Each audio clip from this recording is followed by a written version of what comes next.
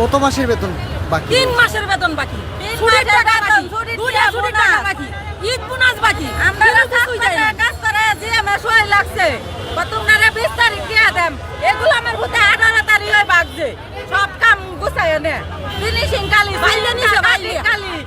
Finishing একটু আছে। এর মধ্যে আমরা এখন তো এনে বলেছে 18 তারিখ আর 9 তারিখ হিসাব করেন দেবা। আমরা এখানে আইছি 2 দিন হয়েছে, আমরা ধৈর্য ধরে থাকছি। আমরা ধৈর্য না ধরতাম এই বাংলার পৃথিবীতে কেউ হল হইল না। আমরা ধৈর্য ধরে আসি, ধৈর্যের ফল আছে পুলিশে দেখাইছে। পুলিশ কি করছে আপনাদের সাথে? আমরা তো না কোনো আদাজি হতামাইছি না, লাঠি হয়েছি না, পেতাল হয়েছি, মেডিকেলে ভর্তি আছে, মেডিকেলে আছে, মার খায় বাসা ধরে থাকে, নাও ভাঙছে, কেলে কেলে এগুলা করতে হইছে। আমরা কি মানুষ না? আমরা কি অমানুষ? এরা বড় লোক আছে যে কেলে বড় লোকের কাম করবো, গরিবের জানুয়াররা। আর আমরা সন্ধ্যা এইবার ঈদ কিভাবে কাটাবেন? বেতন না পেলে কিছু কিনে দিতাছি না, মারে দিতাছি না। আমার স্বামী 10 দিন বালা থাকলে 20 দিন অসুখ থাকে, এল্লা চলি। আমার এক ছেলে এক মেয়ে, মেয়েরে অনেক কিছু দিতাছি না, জামাইরে কিছু দিতাছি না। এবার ঈদে কি বাড়ি যেতে পারবেন? বাড়ি যাই যেতাম না তো, বাড়ি যাবার কাম তো আপনারা করতেছেন না। আপনারাও তো আমরা লগে এখন তো কিছুই মোবাইলে চার্জ দিলে আমরা পাই না, এই যে ভিডিও করতেছে। আপনাদেরকে তো স্বরাষ্ট্র উপদেষ্টা আজকে তো আপনাদের পক্ষে কথা বলছে, তিনি তো বলেছেন যে আগামী 27 মার্চের মধ্যে আপনাদের পাওনা যেন পরিশোধ করা হয়, এই বিষয়ে উনি তৎপর। আমরা তো কোনো সিদ্ধান্ত জানছি না, কইছে 3টা বাজে জানাইবো, বাজে কয়টা আপনারা আপনারা 3টা বাজে জানাবে বলছে। কে বলছে?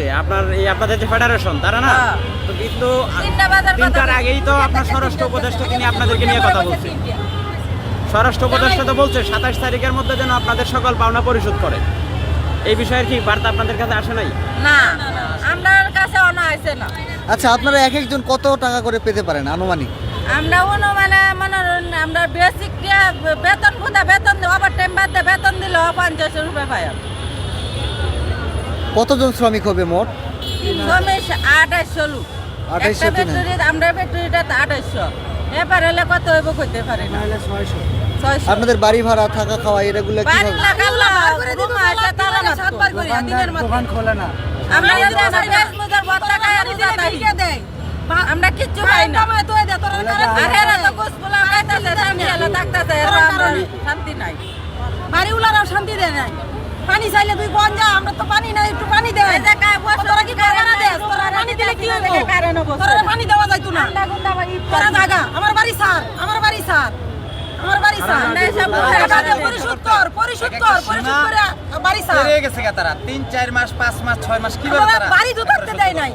কারেন্ট যদি কোন যা কারেন্ট আসে কারেন্টের লাইন দেন, তোরা কি বিল দেস? তোরা লাইন দিব, লাইন দিলে তো বিল উঠে, বিলও তো দিতে রস নাই। আমরা অনেক জ্বালাই একবারে শেষ করে মানুষের বিবেক। কেউ কোনো ঢাকায় এখানে কেউ কারো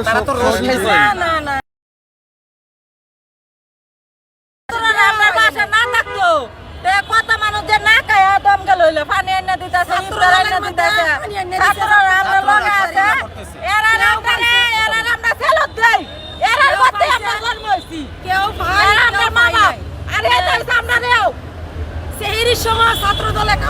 পুলিশ কি বলছে আপনার সাথে কথা? পুলিশ তো ওরা তো লাঠি চালাইতেছে না, লাঠি কিছুই জানে না। ওই যে লোকেরা সারি সারি ওরা খালি মাইট দিত জানে। আমরা রাস্তাও দাঁড়াইলে মাইট, আমরা ডিসিশন আইছে না চালাইলেও মাইট।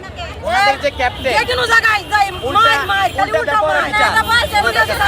মালিক ডিসিশন পাইছি না দেখে তেরা না দাঁড়ায়। বড়র পক্ষে আছে, মালিকের পক্ষে আছে, আমরা শ্রমিকের পক্ষে ওরা নাই নাই নাই নাই জন্য তো দেখেন নাই কি সুন্দর করে ওনাদের আচরণ দেখেন। আবার পুলিশে দৌড়ান দেয়, কতখানা এক পুলিশে ভিডিও করতেছে, আপনারে দৌড়ানি দিয়ে আবার ভিডিও করতেছে। ওরা আমি সামনে দিকে দেখা দিছি যারা ভিতরে গেছে গা, ওরাই ভিডিও করে, দৌড়ানিও দেয়, গলি গলি বিস্ত্রাই।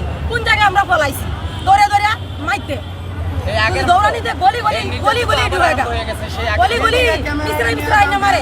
ও একটা মেয়ের গলিতে দৌড়ে নিছে, অসুস্থ করে দিছে, ওনারা রাখতে পারে না। দেখেন না দেখেন মেডিকেল অনেক কি ভর্তি আছে, সামনে যেতে মেডিকেলে কতজন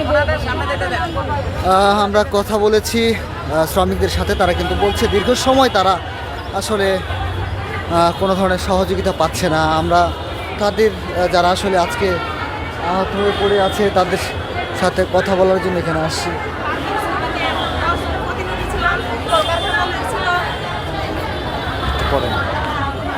আমরা একটা লোক ও আচ্ছা।